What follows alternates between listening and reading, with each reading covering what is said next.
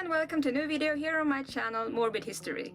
Today we're doing something different. We're going to read through the Unusual Deaths Wikipedia together. Antiquity. Yeah. Just pause and comment down below how many names you think that I'm gonna mispronounce in this video. Let's get through some unusual deaths and unusual ways to pronounce names. Let's get straight on into it. So yeah, this list actually goes from antiquity to modern times, I think. But we're gonna focus on the antiques. Because it would be way too long otherwise. First off, this name shouldn't be too hard. Menes. I'm gonna pronounce everything with a slight Swedish accent. That's just the way it is. And date of death was 3200 before Christ. I never really know what to say there, since I'm not religious. I'll just say BC. Okay, he died 3200 BC, and Menes, an Egyptian pharaoh and unifier of Upper and Lower Egypt, was carried off and killed by a hippopotamus. That's not that strange. I mean, hippopotamuses are known to be super vicious and deadly animals. If you see one, please stay far away. I'm sure Menes knew this, but he just happened upon the hippopotamus way too close and didn't have a chance, I'm guessing. They're very deadly, please stay away. Oh, now we have Draco of Athens. That one was actually on my weird deaths iceberg. He died 620 before BC. Draco, an Athenian lawmaker, was reportedly smothered to death by gifts of cloaks and hats showered upon him by appreciative citizens at a theater in Aegina, Greece. Cause of death, admiration. And then we have Charonodas. In 612 BC, Charonodas was a Greek lawgiver from Sicily, Italy.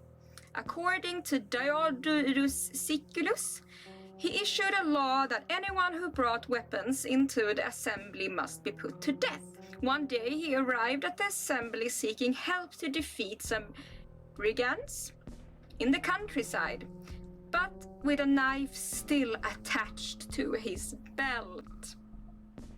In order to uphold his own law, he committed suicide.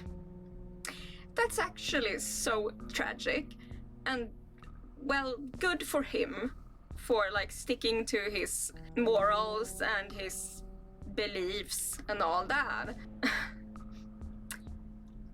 Breaking news. He believed in what he believed in. Oh no, this name I'm a bit scared of. Arhition of Pigalia. Yep, he died 564 BC. What happened there? Let's see. Arhition of Pigalia, a Greek pantheist, I'ma Google that. Pancreation was an unarmed combat sport introduced into the Greek Olympic Games. They used boxing and wrestling techniques, but also others such as kicking, holding, joint locks, and chokes on the ground. Okay, so similar to modern mixed martial arts. That's what Arhition was. Yep. And he caused his own death during the Olympic finals. A dramatic day in the early days of the Olympics. Held by his unidentified opponent in a strange hold and unable to free himself, Arhition kicked his opponent, causing him so much pain from a foot-ankle injury that the opponent made the sign of defeat to the oldie-timey referee, but at the same time broke Archion's neck. Since the opponent had conceded defeat, auDHD was proclaimed the victor posthumously. Congrats! And wow, there's even like a very nice picture, because I can't imagine how that even happened. Like, what? Did he kick him? He must have been very flexible. He kicked him from this position just to be cancelled. Well then, moving on, let's go down. Oh, an easy name. Milo! Milo of Croton. 6th century BC. Oh, another Olympic champion. Those were very dangerous times for the Olympics. Milo of Croton was an Olympic champion wrestler whose hands reportedly became trapped when he tried to split a tree apart. He was then devoured by wolves, or in later versions, lions. So he didn't even die on the Olympic Games? So did he try to like split the tree apart using his bare hands? I'm guessing that's what happened, and then he got stuck. What a way to go! Zeuxis. 5th century BC. Zeuxis, a Greek painter, died of laughter!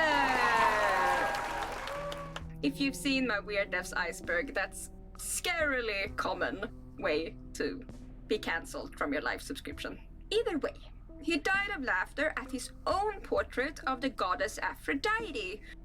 The elderly woman who commissioned it had insisted upon modeling for it. And that, I assume, became quite a humorous painting, or otherwise we wouldn't have him here on the list. And now we're going to Pythagoras of Samos. Yep. So, 495 BC. Ancient sources disagree on how the Greek philosopher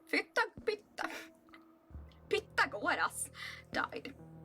But one late and probably word I can't pronounce, but it means like we don't know if it's historically accurate or just added after the fact as a bit of a legend thingamajig. But it's fun either way, so let's dig into it. Yeesh. The legend was reported by both Diogenes, a 3rd century AD biographer of the famous philosophers, and Lampricus, a Neo-Platonist philosopher. And they state then that Pythagoras was murdered by his political enemies. Supposedly, he almost managed to outrun them, but he came to a bean field and refused to run through it as he had prohibited beans as ritually unclean. Since cutting through the field would violate his own teachings, Pythagoras simply stopped running and was therefore dispatched into the great fields in the sky with no beans as far as the eye can see. And now, a short commercial break. Hydration break! Please go and keep hydrated, and also go and like, comment, subscribe, share, do all the things. Please help the algorithm because it's kind of stuck. Don't forget to like and subscribe. Thank you, and good night. I just hope for his own sake. It's a fun story, sure. Like Pythagoras, he had many ideas about beans. He thought that the beans contained the souls of recently departed and stuff like that. But like with many of these very, very old stories, you can't be sure if they're true or not. But there were some crazy philosophers back then. We can't ignore the fact. Moving on, Anacreon, 485 BC. Anacreon, a poet known for works in celebration of wine, choked to death on a gravestone, according to Pliny the Elder. Okay. So that's mostly irony, isn't it then? It's unusual and ironic. I understand why it's on the list. And then we move on to Heraclitus of Ephesus, I'm just gonna stop saying of and just try to say their names at least. Heraclitus, circa 475 BC.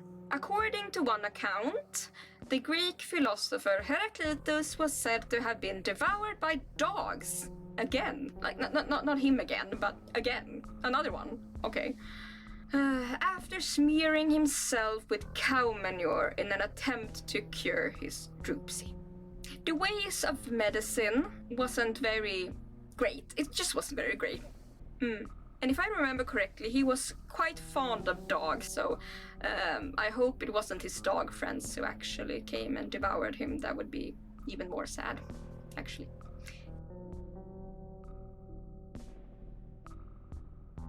So yeah, thanks a lot for watching this weird and rambly little video with me. Hope you enjoyed it. Please leave me a comment down below if you did. So thankful for every one of you. It means the world to me that you're here, that you're watching, that you're subscribing. Even though like 80% of the people watching my videos are not subscribed. And that's sad. Well, I can't force anyone to do anything, but it would be nice. So yeah. Stay morbid, stay hydrated, stay amazing, and I'll see you soon. Giant thanks to all my lovely patrons, and check down below for ways to support my channel. Thanks!